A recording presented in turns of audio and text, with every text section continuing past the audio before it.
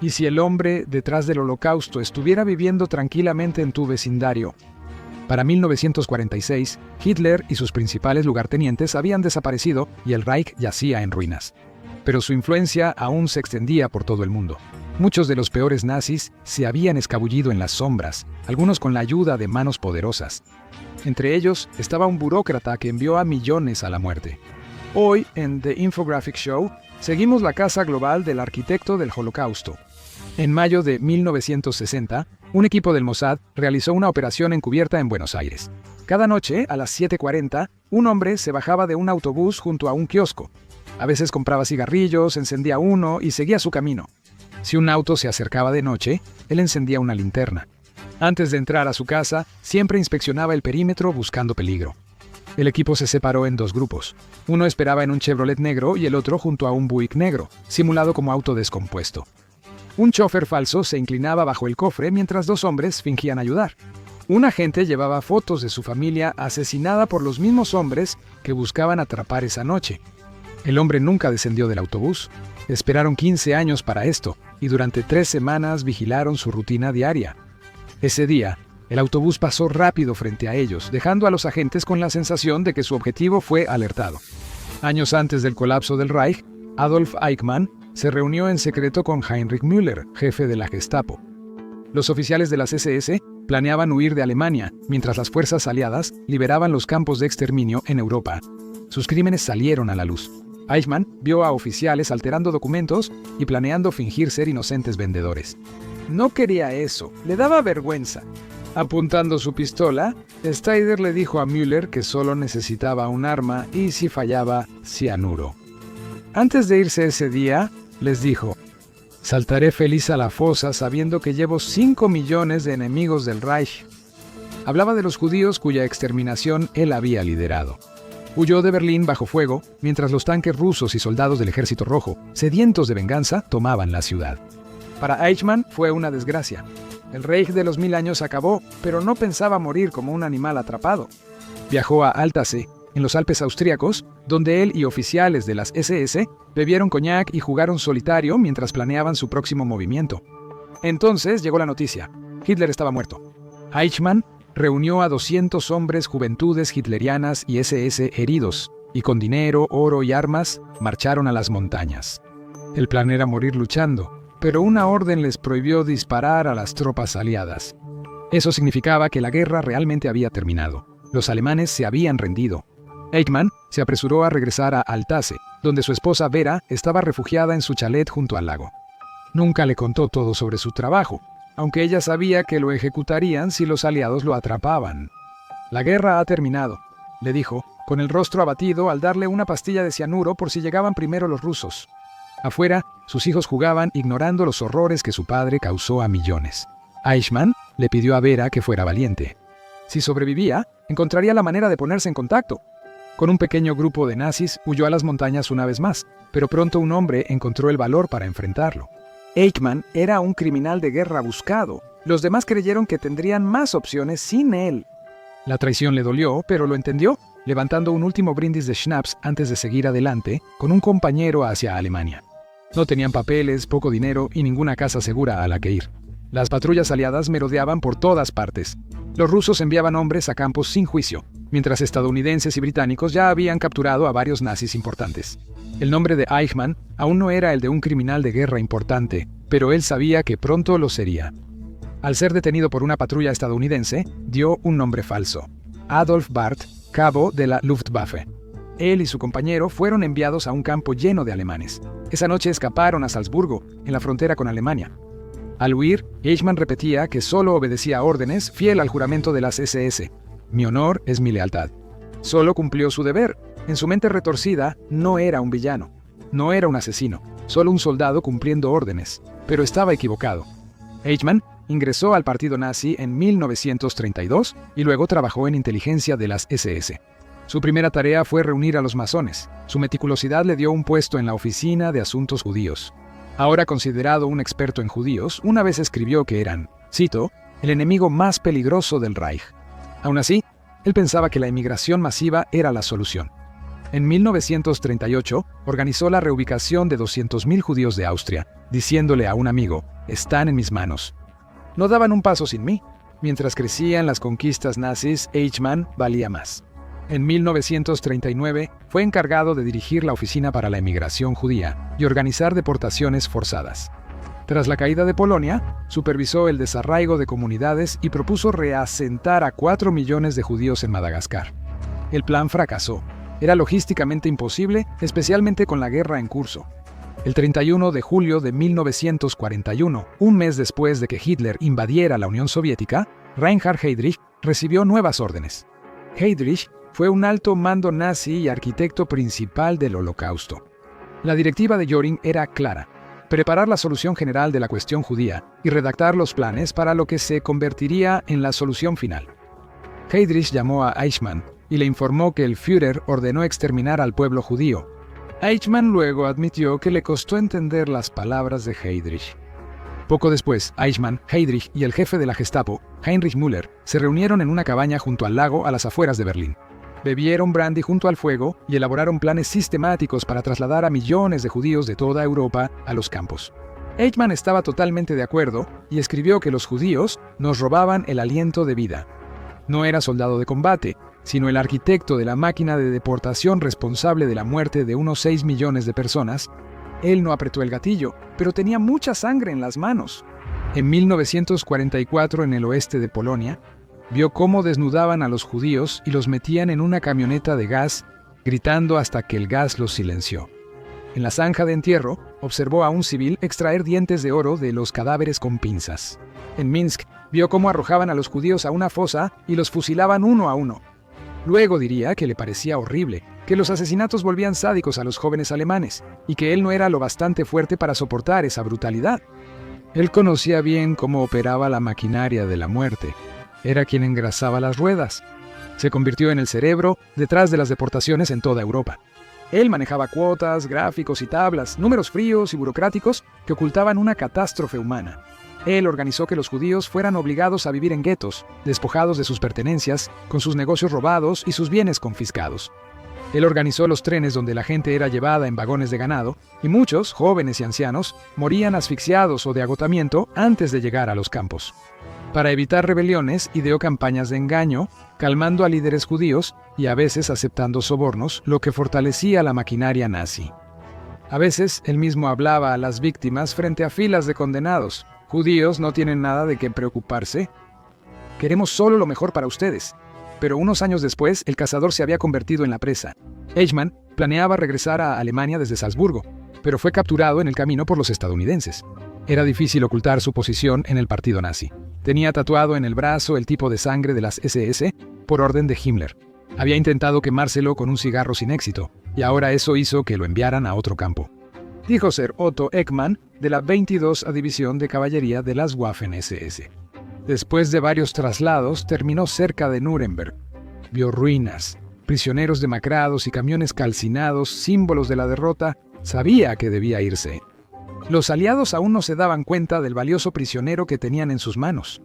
Pronto, el nombre de Adolf Eichmann sería conocido por todos, incluso por Simon Wiesenthal, sobreviviente de campo cuya madre fue asesinada y su esposa deportada.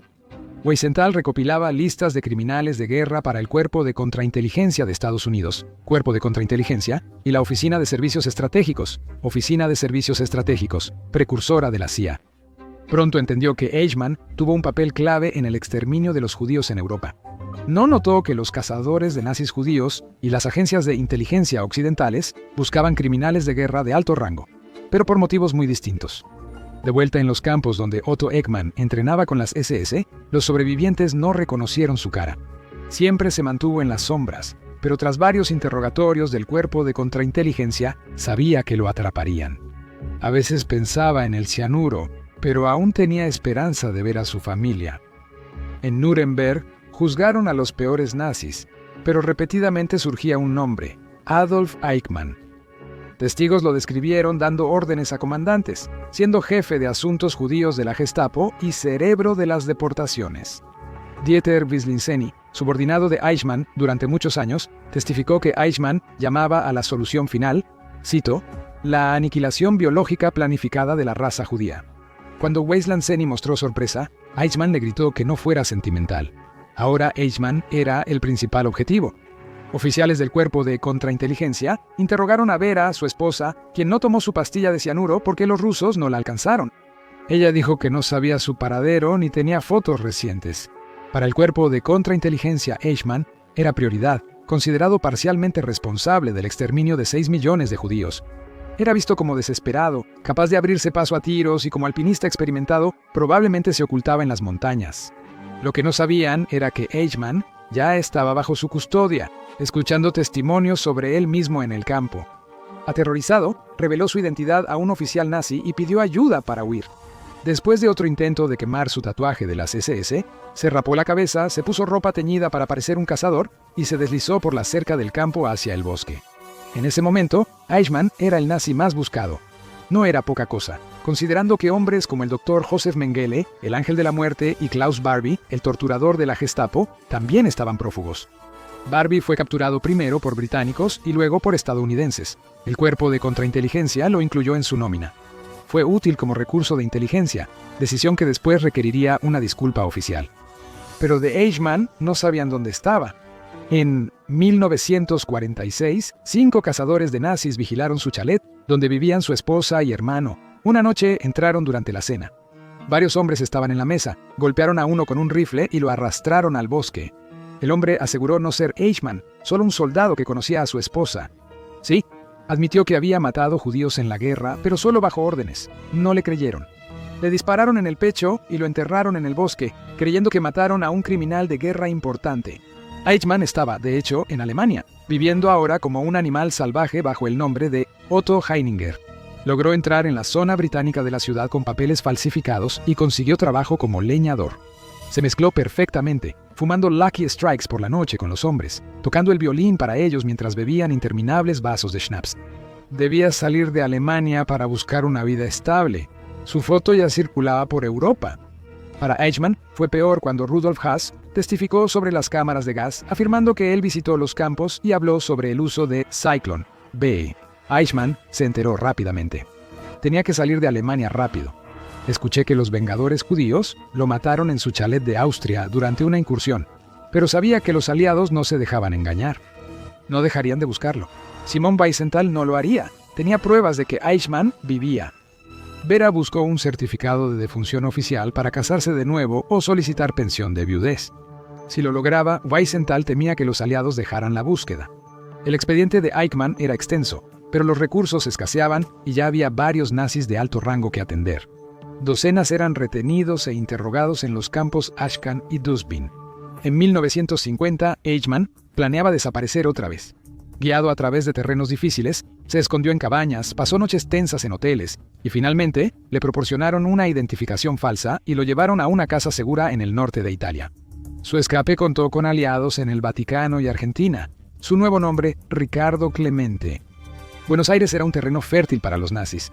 Bajo Juan Perón, quien llamó indignación histórica a los juicios de Nuremberg, Argentina recibió fascistas, sobre todo nazis útiles para la economía. Las opiniones antisemitas de Perón reflejaban la propaganda nazi, afirmando que los judíos eran como quistes en los lugares donde vivían. Era el sitio perfecto para Eichmann. En Génova, la Cruz Roja Internacional aprobó a Clement como refugiado. El 1 de junio de 1950, recibió su pasaporte con foto y huellas dactilares. Conseguir la visa en el consulado argentino fue sencillo. Pronto bebía Chianti, jugaba ajedrez y esperaba el futuro. Semanas después, estaba en la cubierta de un barco con un boleto de tercera clase en el bolsillo. Con él iba otro oficial de las SS del búnker de Hitler y un comandante de las juventudes hitlerianas. Pensó en su familia mientras Europa quedaba atrás. Un mes después, pisó suelo argentino sin intención de volver jamás a Europa. Llegó con 485 personas sin papeles de trabajo y a una ciudad con barrios marginales en expansión. No era un lugar para alguien acostumbrado a sirvientes y casas de vacaciones, pero la red nazi pronto le consiguió trabajo en un taller de metalurgia. Después, ya con la residencia, se volvió ingeniero. Con 2.500 pesos mensuales vivía cómodo. En 1952, su familia se reunió con él tras 7 años sin verse. Abrazó a Vera y dijo a sus hijos: «Soy su tío Ricardo». Habían sido criados para creer que él estaba muerto, pero el mayor, Klaus, no se dejó engañar.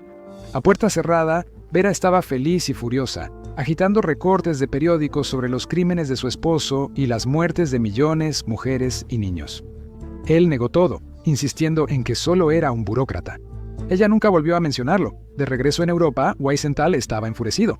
La casa de Eichmann ahora estaba vacía. Vera y los niños desaparecieron. Los maestros les dijeron a los cazadores de nazis que los niños simplemente dejaron de presentarse. Los rumores circulaban. Sudamérica, el Medio Oriente, incluso Alemania. Pero sin pruebas, Wiesenthal estaba atormentado. No podía dormir ni descansar hasta capturar a los Eichmann. En Argentina, Eichmann estaba cauteloso. Nunca reconoció a sus hijos públicamente. Cuando tuvo otro hijo, lo llamó Ricardo Francisco, en honor al sacerdote que lo ayudó a huir de Italia.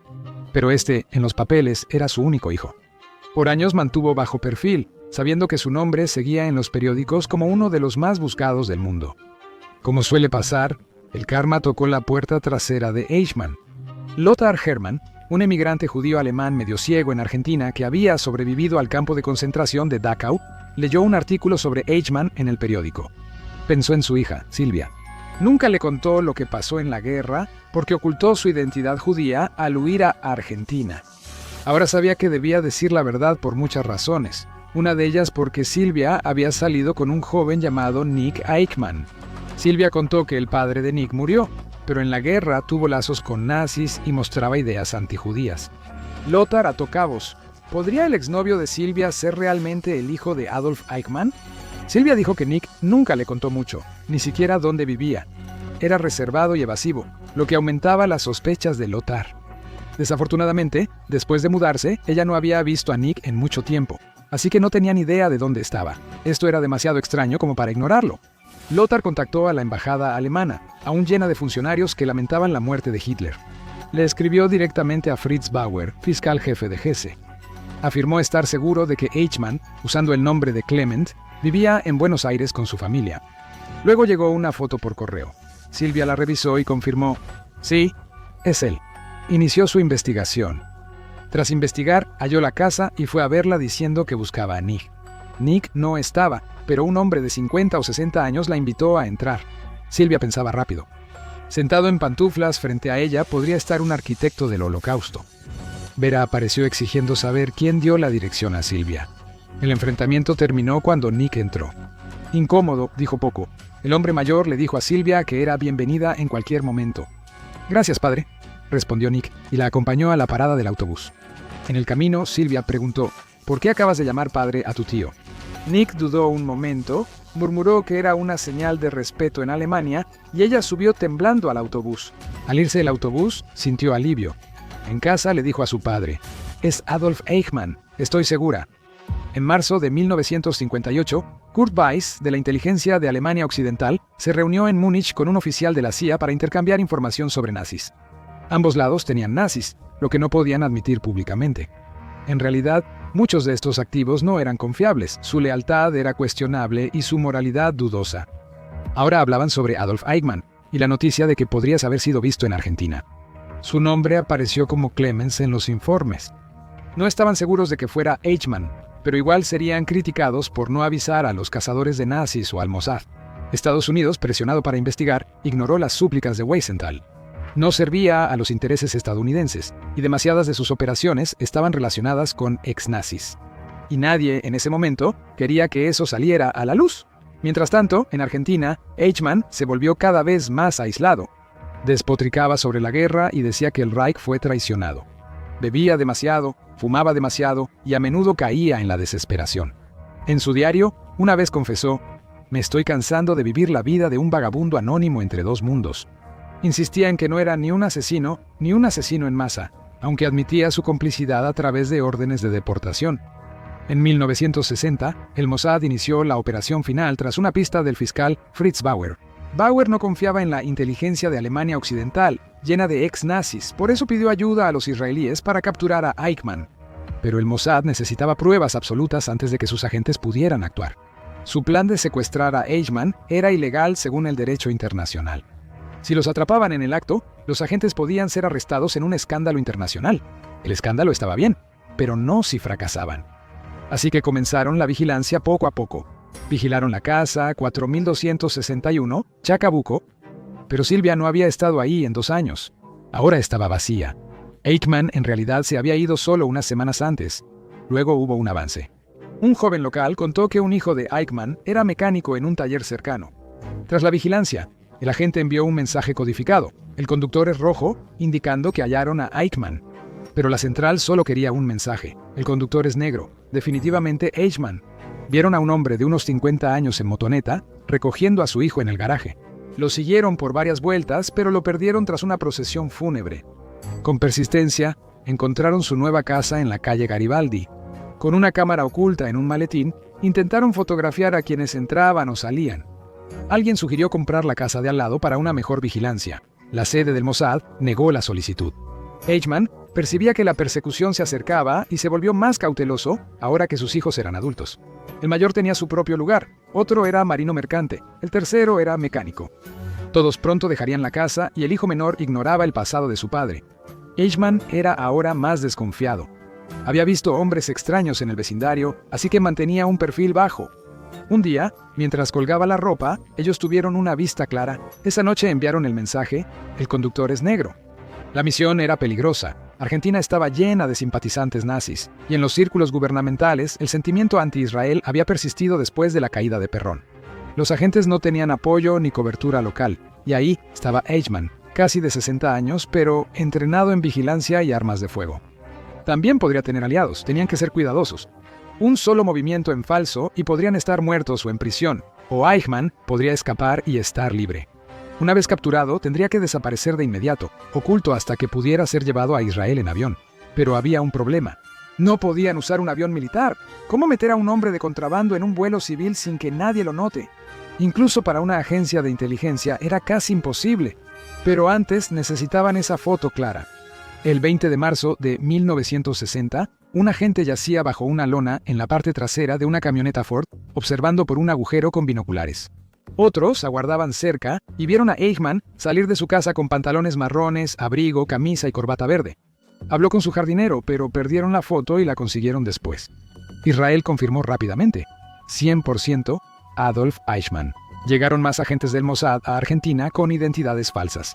Una delegación israelí ya asistiría a las celebraciones de independencia de Argentina, lo que era una tapadera perfecta. El plan era sacar a Eichmann de contrabando en un avión de El El, junto con esos delegados.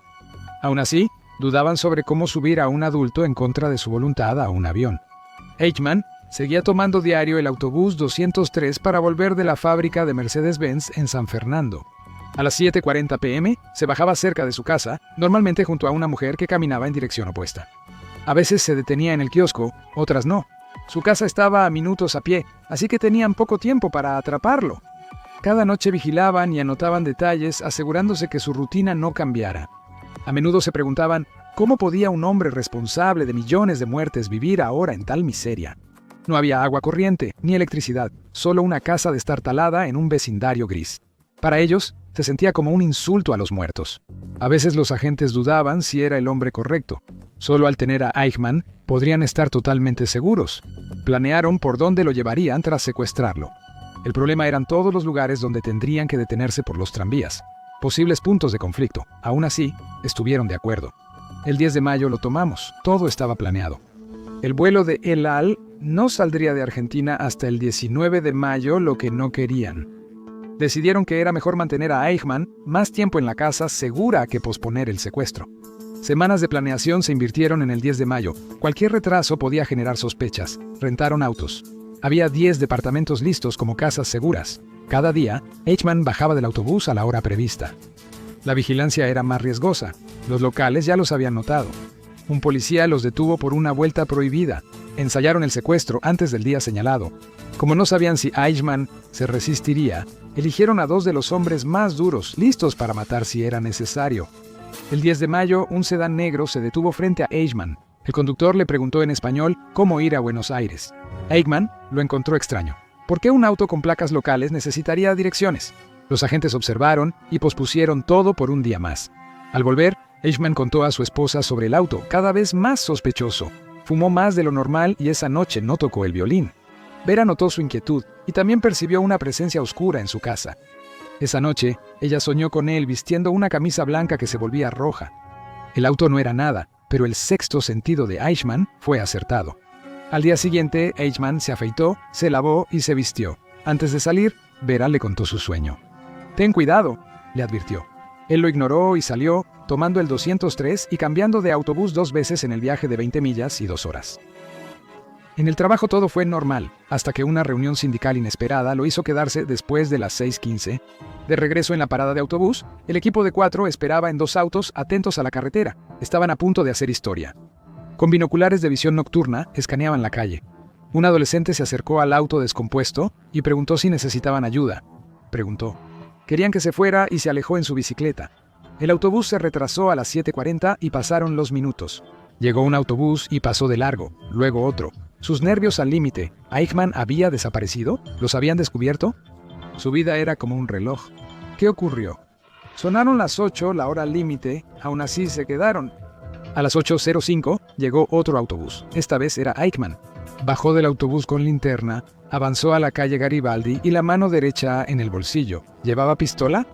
Se formó una tormenta con truenos lejanos. Podían oírla acercarse. A 14 metros, su mano seguía oculta en el bolsillo. «Ten cuidado», advirtió uno de los hombres. A 5 metros, un hombre avanzó. «Un momento, señor». Eichmann se paralizó, asustado. Miró el campo, pensando en escapar. Lo golpearon, lo empujaron y forzaron su mano al suelo, arrastrándolo. Gritó, pero el motor del auto rugió para tapar el sonido. Lo empujaron al asiento trasero, tapándole la boca y cubriéndole los ojos con unas gafas de motociclista oscuras. Pareció 1 hora, pero solo pasaron 25 segundos. Lo revisaron por armas, lo cubrieron con una manta, ataron sus manos y pies y advirtieron: «Si resistes, disparamos». «¿Entiendes?», silenció.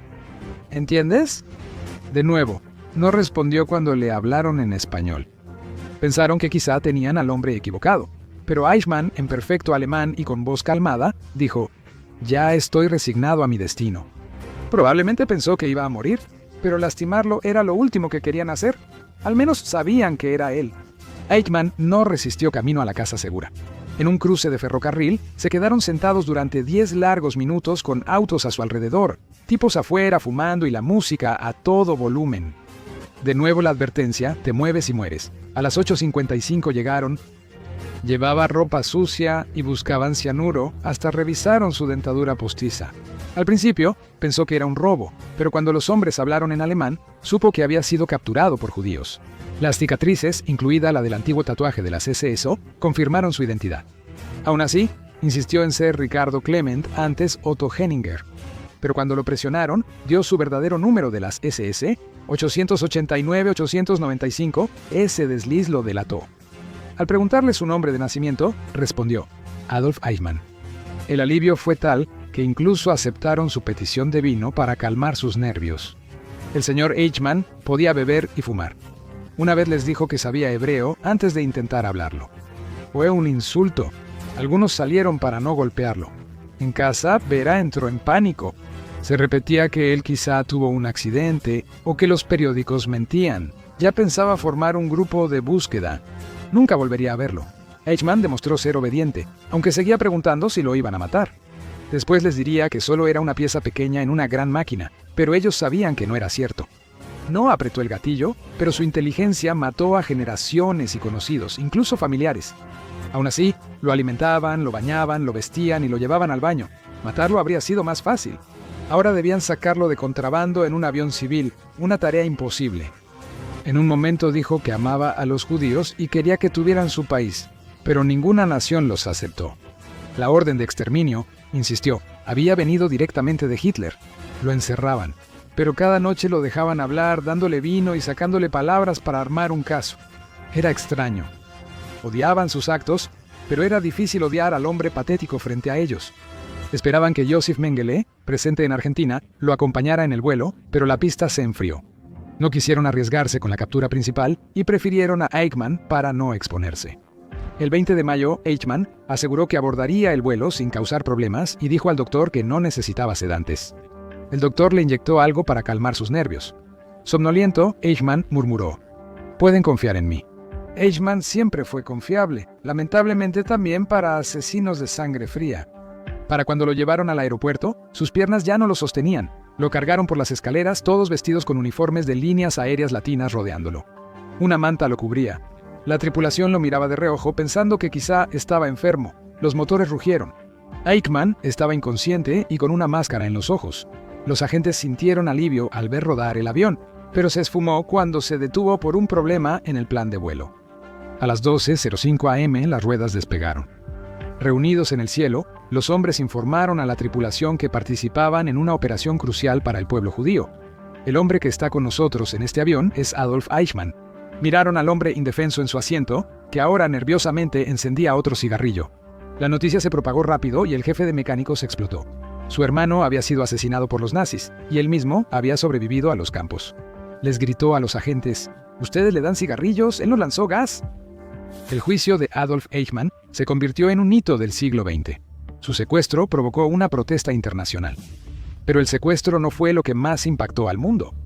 Era la normalidad de Eichmann, su rostro insípido, actitud reservada y tranquila, y total ausencia de amenaza.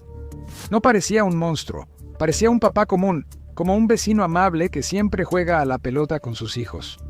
Hannah Arendt, al cubrir el juicio, lo llamó la banalidad del mal.